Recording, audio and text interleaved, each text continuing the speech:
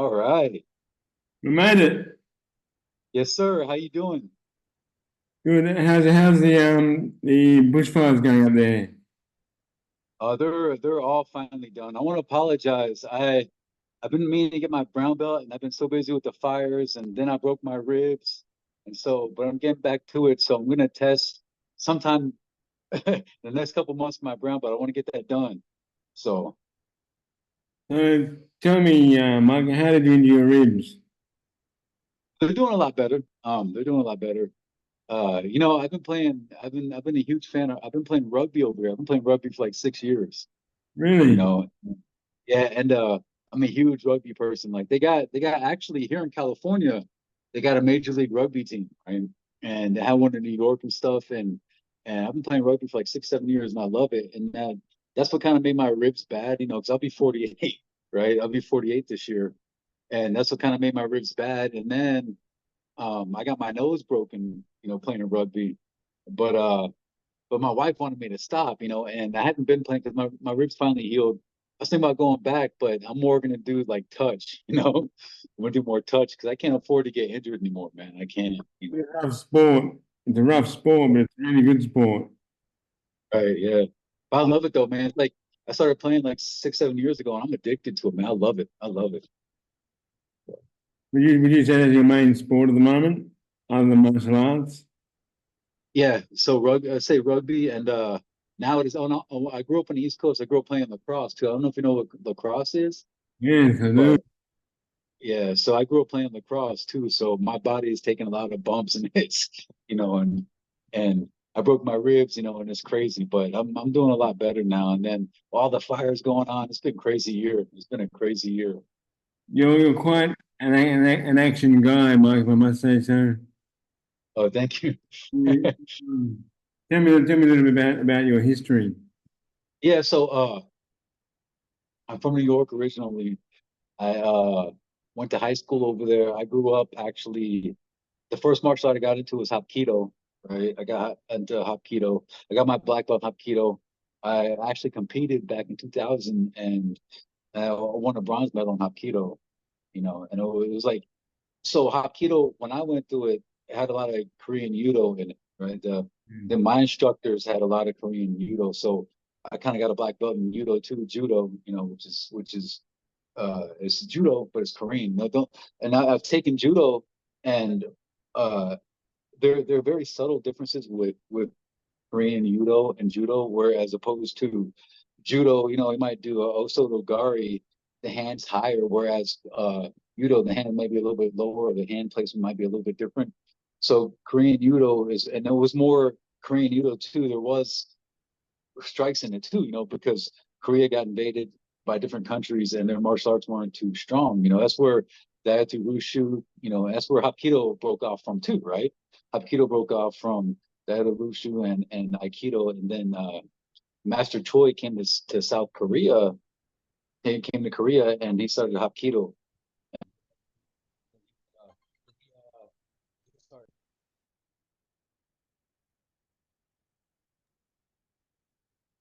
He went to oh crap, where'd I go? Jeez, I can hear you, Mike, but I can't see you. I'm sorry. Hold on, I'm coming. I'm coming. Oh man, I was not expecting that. Okay.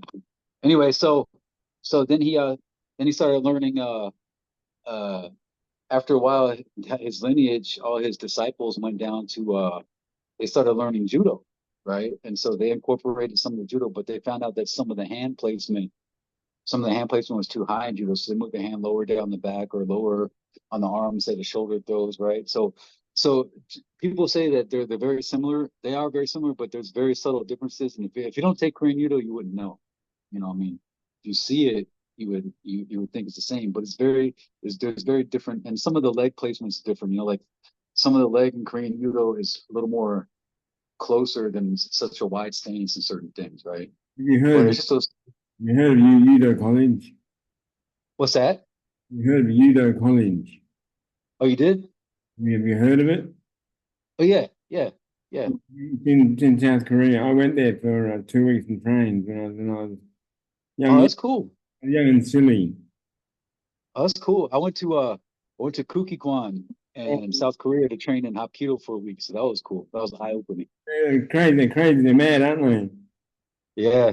I Mm. mean, the Kuki Kwan, man, there's like, they do Hapkido. It's like, it's not watered down at all. I mean, it's like, it's the hardcore, hardcore Hapkido, So I grew up on the East Coast in New York and New Jersey. And then, I went to high school and, actually I was the bass player in a rock band, and I was doing martial arts, and we actually played clubs and stuff.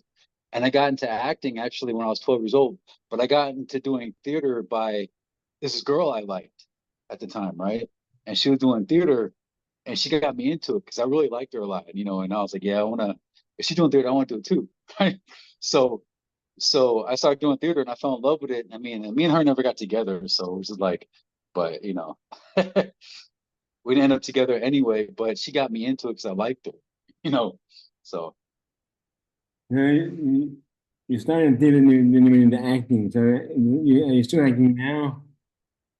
yeah, so I actually so I moved to California in 2003, and I did some extra work. And then 2005, I did my first movie called Game Over, and it was really bad. It's really like honestly, the budget of my wallet could pay for that whole movie, right? The money I have in my wallet could pay for that whole movie, right? But anyway, but so I took a long break, like 2005. I took a long break because I have 4 kids. I have a wife, so I started concentrating on that, and then work with the fire just started being very intense. And then 2011, I actually did stunts in a TV show called NCIS Los Angeles, right? So I did stunts in that, so I got my feet wet a little bit. And then it wasn't until 2020 during COVID, actually, I actually I met a couple of stunt people, and they're looking for a guy with a judo background. I said, yeah, that's me. So I started rehearsing with them, and I did a movie called Cicatriz, but the the the people that did it together, the guy and the girl, they broke up, so it's not going to come out. And then I did a movie called A Lion's Game, where I play a hitman named named Marco, and I just went to the red carpet for that. And a couple of weeks ago, me and my wife, and that's coming out soon on Amazon, you know. And then from there, it started picking up. It just like I did a movie called Oldies coming out in November, and I actually got uh another script right now I'm working on for a movie shoot in October. So, it's starting to pick up a little bit, So, I Yeah. mean, we'll see what happens. It's a very, very tough business. So, It sounds like the movie industry is quite busy now since COVID. say that again? It sounds like the movie industry is quite busy now after COVID. Yeah, it was. Oh, yeah. So after COVID, I mean, it got slower than it started, picking up again, right? But then the strike went on last year, a couple years ago, right? The strike went on, and that really set things back. But I've just been blessed, you know what I mean? Because there's a lot of people that that are coming up like me, and they already have attitudes. They don't know how to be humble. I'm very humble, when I go on set. It's just I try to be friendly with everybody. I try to be positive, and I'm trying to have a good reputation, and I want to keep that reputation.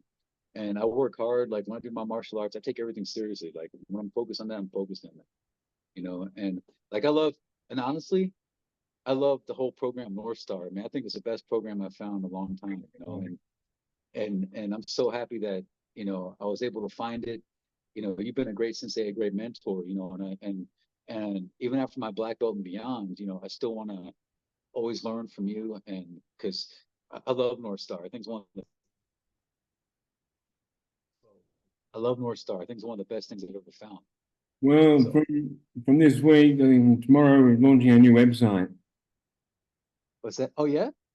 Brand new website. It's taken us 6 months to build, and Oh, it's quite a beautiful website. And it's got the whole learning academies on the website now. oh wow, that's good. Your current username and password will log you into the new one. Okay. That You sounds great, but yeah, like I said, I love the whole I think the whole program is brilliant. I love it, and and to be honest with you, the meditation has actually helped me out a lot because I've been stressed out, doing my job and stuff, and I'll listen to a 4-minute meditation and a 10-minute meditation, and that really does help a lot. People don't say people don't realize how much that helps, but that does help a lot, you know. And I thank you for that. I really do. It's a great thing, and I'm so happy I found Northstar. I mean, I love it. I love it. So My fourth book has been launched on Sunday. get more into what? My fourth book has been launched on Sunday. Okay. It's called Fiction for the Last Warrior. Okay. You enjoy Yeah, that? I love your first book. Your first book was great. I loved it. I loved it. So, You love this book. It's much longer. oh yeah, that's great. I mean, I think you should write more, definitely. You should write more books. I hope you got that in the works, Sensei, because you should write more books. You really should. Thank you, Mike. Tell me, Mike, you're a veteran. Yes, so I was in the US Army, yes, sir. How was that for you? So I was 8 years in the military. Some was active duty, then I got to National Guard, National Guard. Uh we got deployed for a year to Afghanistan, right? And actually I learned firefighting in the army. That's how I fell into the whole firefighting kind of realm, right? Is uh actually was military police first, and then I went to become a I got in special operation, did that for a little while, and then my last thing was I want to do firefighting, so I got into firefighting, and in the civilian world, the firefighting from the Army National Guard, because I was on a fire in 2008 with the National Guard, one of my first fire with them out here, and then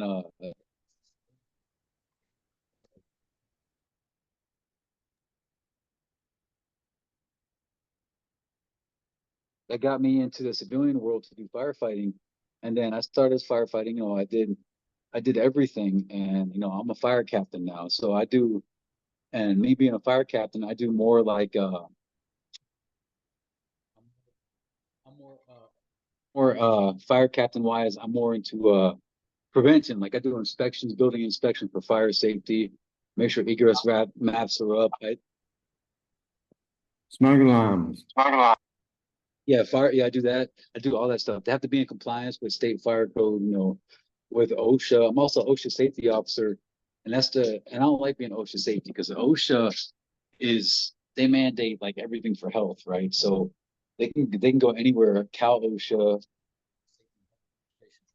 That is a big deal out here for everybody's safety, right? That's a big deal out here for everybody's safety. OSHA. So OSHA is I mean, I get complaints all the time and I have to remediate the complaints this way OSHA don't come in. And then I work part-time too at airport. I do crash rescue firefighting part-time with airplanes and jets, and I love crash rescue. It's a whole different dynamic. It's a whole different dynamic, And then of course if there's any big fires, a lot of times I have to go out, I'm not gonna go out next year. I'm not gonna volunteer to go out next year with the wildfires. Hopefully I got 3 more years left and I'm gonna retire anyway because I got 17 years with the state and I got 3 more years and I'll be 51 in 3 years, so I'll be done. And so hopefully next year I'll be on the downslide and hopefully not go out in any more fires, because it takes a toll, on the family, and just being, and then, California, if I wasn't married, I would have been back at the East Coast because I love the East Coast. I miss the rain, I miss the weather, like I miss all 4 seasons. Like California, where I live in the desert. Yeah. So we don't have that. It's really hot or really cold, so and the rain out here, when it rains like here and there, but I miss like the thunderstorms, I miss that Oh, kind of stuff, and I miss snowing for Christmas, I'm not used to like I had to get used to like 75 degrees for Christmas, right? Where on the East Coast, you got snow for Christmas, it's cold for Thanksgiving. My wife's from here, so I mean like I'm kind of stuck out here, but if I wasn't stuck out here, I'd been back in the East Coast, because I love the East Coast. I love it. I love it. So well, 4 kids must keep you really busy. what's that? Having 4 children must keep you really busy. Oh yeah, I got so my oldest, she's a very good artist.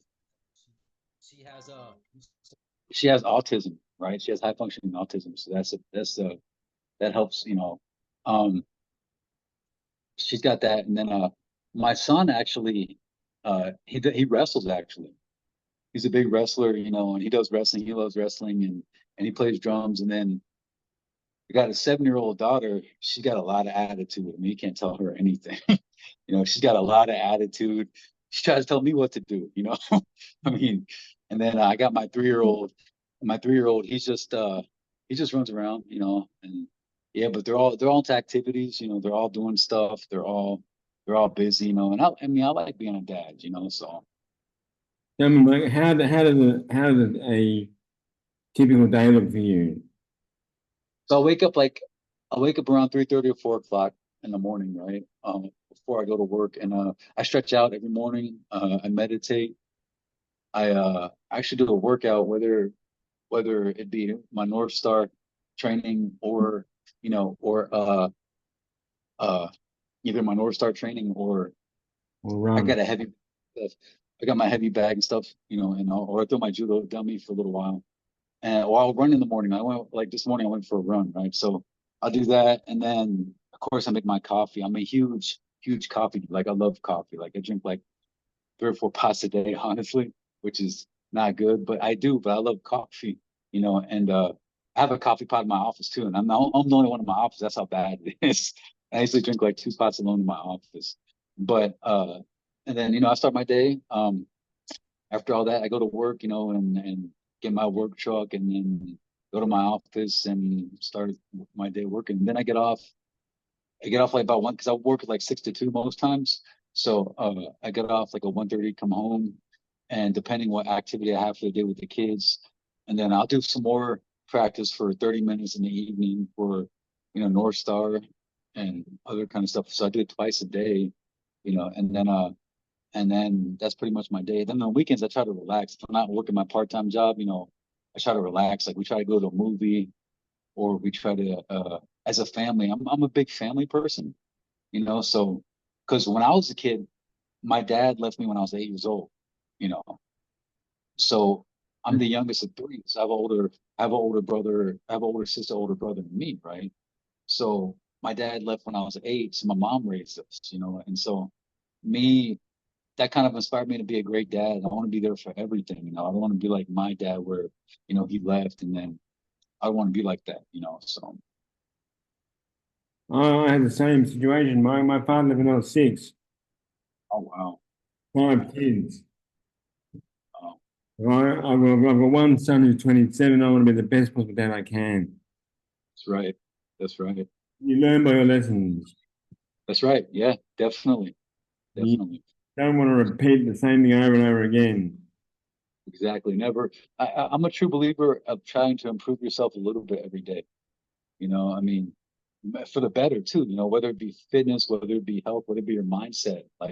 You know, uh, like after 8 o'clock, I don't get on my phone at all. Me and my wife have a rule where after 8 o'clock, we hang out, we put the kids to bed and we watch movies together or I'll read or something. After 8 o'clock, we don't do anything with the phones.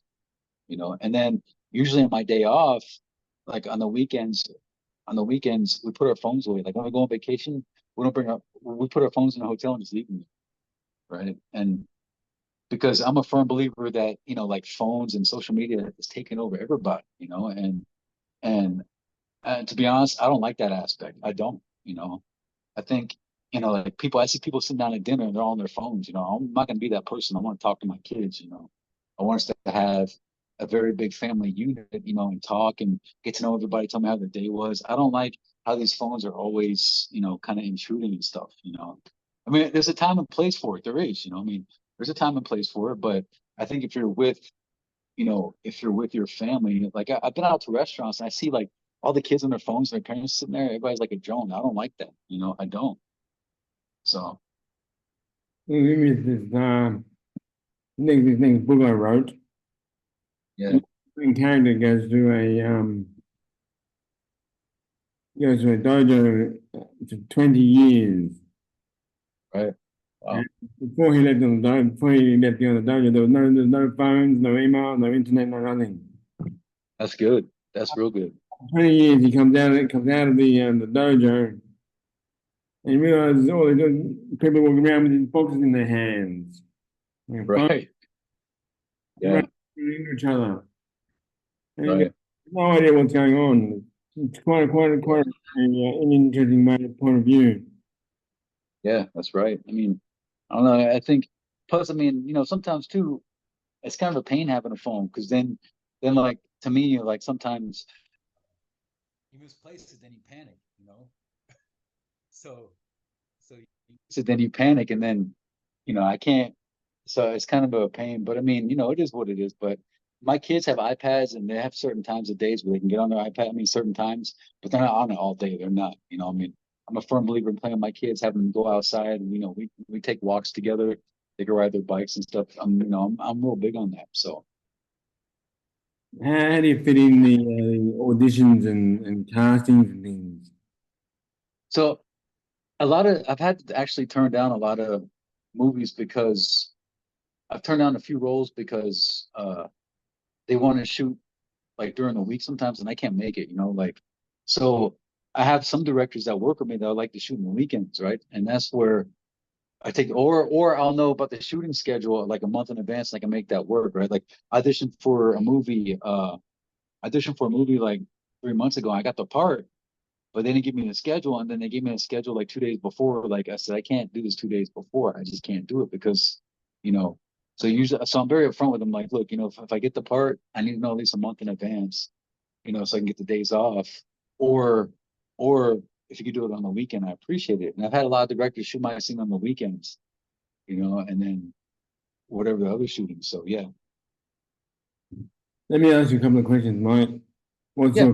your keys to success? What do you think your keys about success?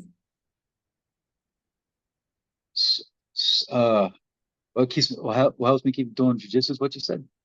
What's your keys to success? Oh, my key to success, just work hard. I mean, you gotta two things that work hard and always be on time. You Yeah, it's know, great. Sure. Always sounds great. Yeah, because that's one of my biggest peeves. I cannot stand being late. I can't stand it. Like if I go to a movie set, because so where I live is like an hour north of LA, right? So I mean, I usually leave like 2 or 3 hours ahead of time anyway, because the traffic could be bad, there could be an accident, whatever, right? And it could take longer. But even at work, like I'm supposed to start work at 6:30. I get there at 5. I just can't. I just have a thing where I can't be late. I cannot be late. I can't stand being late. I never have been. Maybe it comes from the military. Like I'll have I go out with my friends and have dinner, and they know how I am. I'm like, you're supposed to be here at 6 o'clock. At 6:05. Oh, they know I'm a stickler for that, right? And people that have worked under me, like, so I manage a team in my job, right? Not like I do not like tardiness, and it's just me. And but to be successful, you have to be early. You can't get up like at 12 o'clock in the afternoon and expect to get stuff done throughout your day, right? I mean, most people that I've read that are successful, they get up very early and they work hard. You know, like like the actor Mark Wahlberg, for instance, right? Uh, I read something with him. He said he gets up at 4 a.m. every day and does a workout and starts his day, right? And every person that I've read that's been successful, they wake up early. They're not gonna sleep in at 12 or 1. And then another thing I like to do too, I like to plan small goals. So like, let's say today I had a big audit, right? So I say, I get this done, I get this done. Another thing that I think is successful too is that you do small goals. You can't tackle everything in one day. You need to know that, right? So I, let's say, yeah, exactly. So like you just take one step at a time. Like when I have a big inspection at my job, um, I just take, a little, I'll work on this section here, work on that section there. I'm not going to rush to do it, the whole thing, because then you make mistakes. But if you set little goals every day, that's what I like to do. I like to set little goals. Like today, I was like, I'm gonna go for a run. I went for a run, right? You go for a goal. I like to set little goals because the more you set little goals every day, the big goal, when you want a bigger goal, it gets easier to accomplish, right? So when you get in that mindset of setting little goals every day, it'll help you get the bigger picture better. So Life and death. right. That's right. That's right. What are your thoughts on life and death? On my life and death, I'm a It's spiritual person. a big one, so I'm sorry, but it's a great question for us to finish on. Yeah, so life and death. So uh life is what you make it, obviously, and I've had my ups and downs, but I try to live a positive life. I really do. I try to be a positive person to my kids. I And even after, yeah, or when I'm gone, I want them to always, I want them to always remember that, like I don't want them to, oh, my dad was never around. I don't like my dad. I don't want them. First, I'm trying to teach them morals during my life. I'm trying to teach them morals. I'm trying to teach them respect, right? And I want that to carry with them, but I want them to always look at me like, hey, my dad was a great person. My dad, even after I'm gone, my dad was a great person. My dad taught me this, he taught me that. I want to instill that in my kids. And death, I'm a spiritual person now. I'm religious, so I do believe there is a heaven, yes. yeah. I do believe that. And I am a very spiritual person. So yeah, and uh my thing too is I've been in situations where if I do die, I'm not like I don't want this to be too heavy, but I'm not scared of dying. I'm not. If it happens, it happens. That's how I look at it, right? But I want to make sure that if and when I do pass, I want to make sure that I leave a positive outlook for my family and my friends, so this way they can never be like, A legacy, Mike. You leave yeah, your legacy behind. yes, yes, exactly. Well, you're a stuntman, you're an actor, you're a veteran, you're a firefighter, you're a martial artist, and you're a dad. Yes, sir. What's going on, brother? Thank you, Sensei. And I'm a lifelong student of Northstar. Don't forget that. I'm a lifelong student of Northstar. And Good, my goal is to one day hopefully fly out there and train with you one day. good. I look forward to that day, Mike. Yes. Thank you for joining us this morning. I really appreciate it. Thank you, sir. I really appreciate the opportunity. Thank you so much. And I'll be seeing you in a month or so. I'm gonna get my brown belt. I'm gonna get it.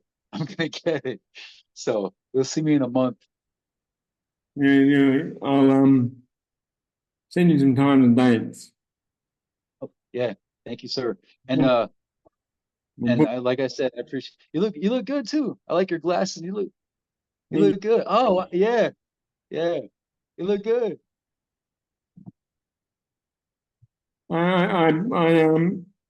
as you know, my situation. Yeah, yeah. I'm doing well. I'm doing really well, Mike. Really well. That's good. You look at how's your wife and your son doing? Great, great. Thank you. Yeah, that's Well, good. I'll let you go now, Mike, and I'll see you after I turn off the recording. Okay, sounds good.